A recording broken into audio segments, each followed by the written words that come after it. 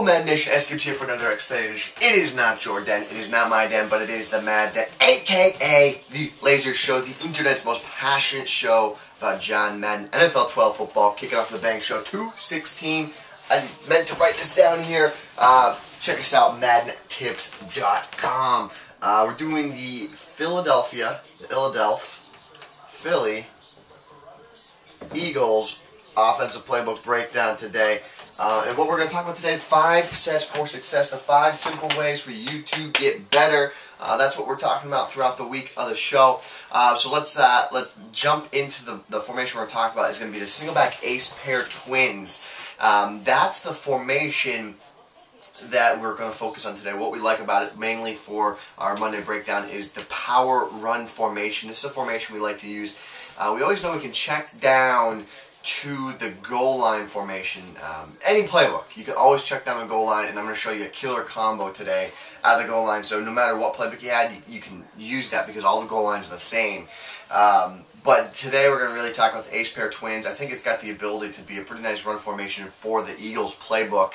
But before we get into that, we got a couple of things. March Madness. Z-Files and I have a Madden Tips. If you head over to the forums or our Facebook page or see our Twitter feeds, or just IM us, it's in the Madden Secret Society chat group. So if you just want to be a part of that, we're giving away a Madden 13 winners kit, so that's pretty cool. So if you want a free chance, if you're good at predicting the tournaments, definitely jump in on that. But what other housekeeping we got going on?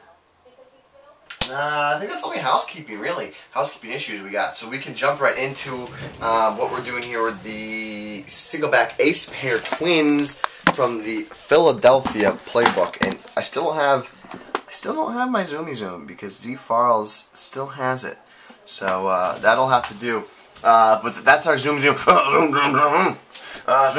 let's take a look at what we're seeing here. The goal line.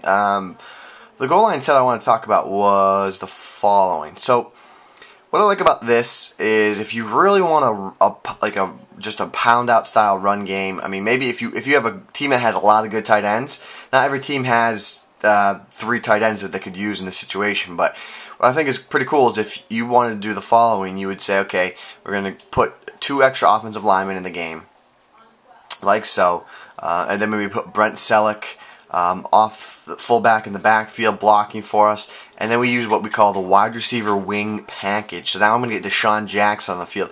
So keep in mind, I still have 3 good receiving threats on the field in my in McCoy, Jackson, and then Selleck. So and then I have 7 offensive linemen blocking for me. So basically, the halfback sting. What I'm reading here is I'm looking to read how many defensive linemen are on the field. And if there's no one over my center, as you can see here, this defensive player, he's not directly over the center, I'm going to call the halfback sting.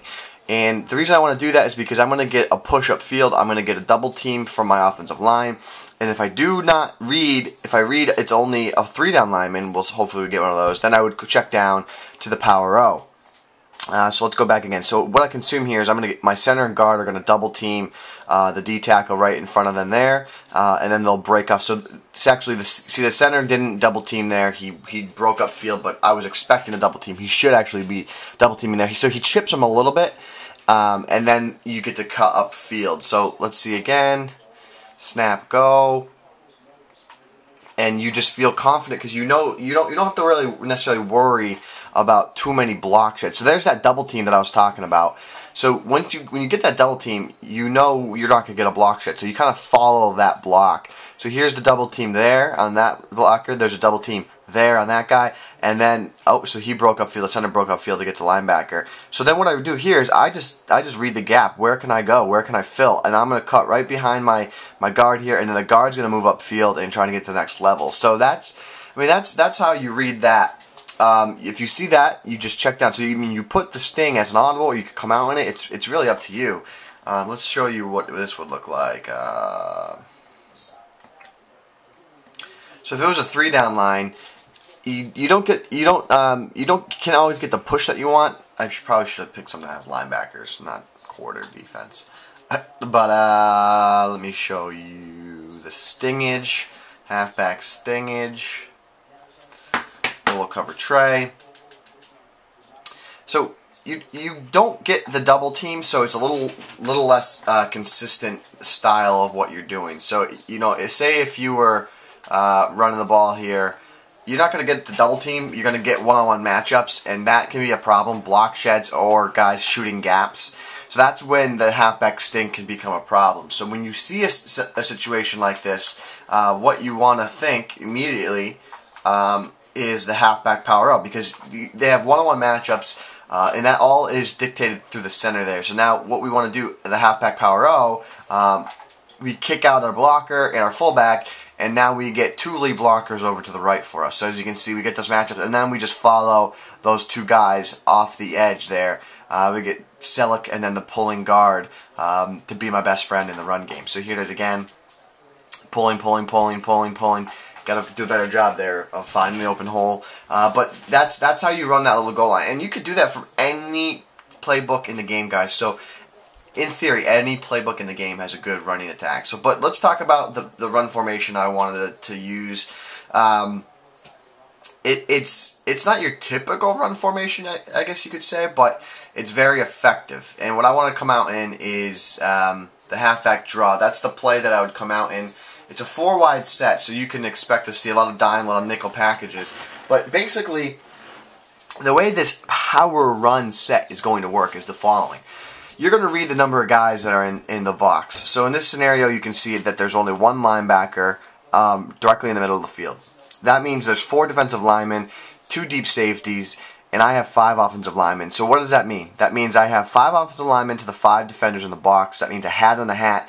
That means as long as my guys do their job, I'm going to gain some positive yards. So anytime we see a scenario where we have the numbers advantage, so that would mean say we had 6 linemen or 5 linemen with a tight end, and they only had 5 guys in the box. That's a number advantage for us. Or if they had 6 guys in the box, again, that's a number advantage for us, because if everyone does their job, we win and we should pick up yards.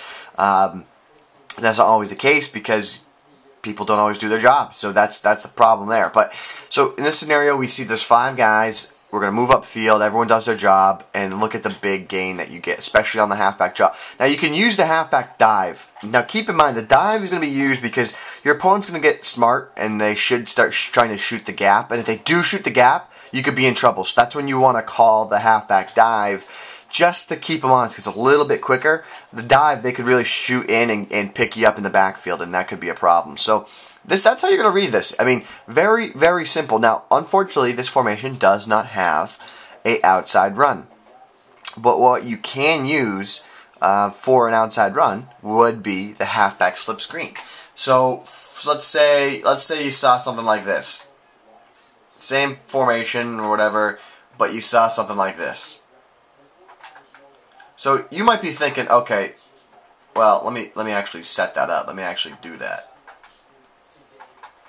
So you might see something like this, right? Now when you see this, you see a blitz, you're scared. Now you don't have the number advantage in the box, because look, you have the 2 outside defensive backs plus the 4 linemen plus the middle linebacker. That's 7 guys. I'm not gonna run there. So what I usually would do is the following: slants, streaks, and then just check down to my halfback out of the backfield who's running on the screen, and the pressure got to me before I could throw it. Let's do it again. Bring back the receivers up. So here it is again, the screen. Again, oh, the slants are just there. And as you can see, this is like your outside run. And you get a good block, you get a good read. That's like this is like your outside run. This is your outside check down. When you get a scenario where you read what your opponent is doing out there, and if they do give you the middle of the field, that's when you check down to this option. You can flip it. They won't know. It's the same formation. They don't know you're flipping it. So if I want to run it to the left, I can run it to the left. Middle linebacker lays a hit stick on me. But this can be a very effective outside style running play. I'm not doing a very good job running it. You don't want to run it, and you want to run this when they're blitzing you. And when they're blitzing you, that's when they have the numbers game, right? Because, so here's the scenario. Here's the blitz again. You run a screen against a blitz, and here is the screen again. and I didn't get it off in time. What I'm struggling is Vic's is a lefty. I should be running the screen to the right. Vic's a lefty, and because of his leftiness, it causes him to get that weird throwing animation. So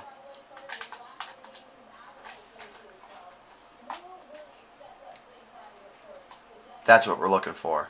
That's what we're llooking for. So because he's a lefty, you want to run the screen to the left, because otherwise you get this weird, watch, you'll get this, like, see how he tries to turn his body, and it just takes longer to get the throw off, rather when you do it like this.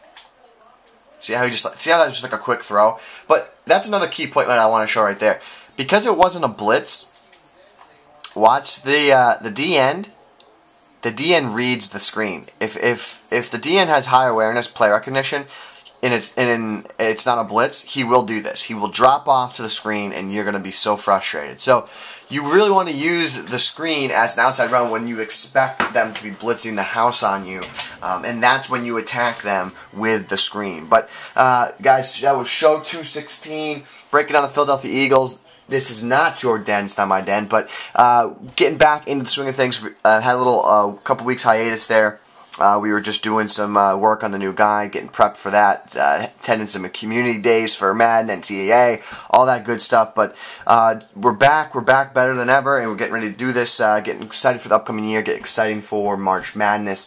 Send in your feedback, your tips, what can we do better, what do you want to see, what more do you want to see, things like that. And as always, guys, we are changing the Madden community, and we are doing it one snap at a time.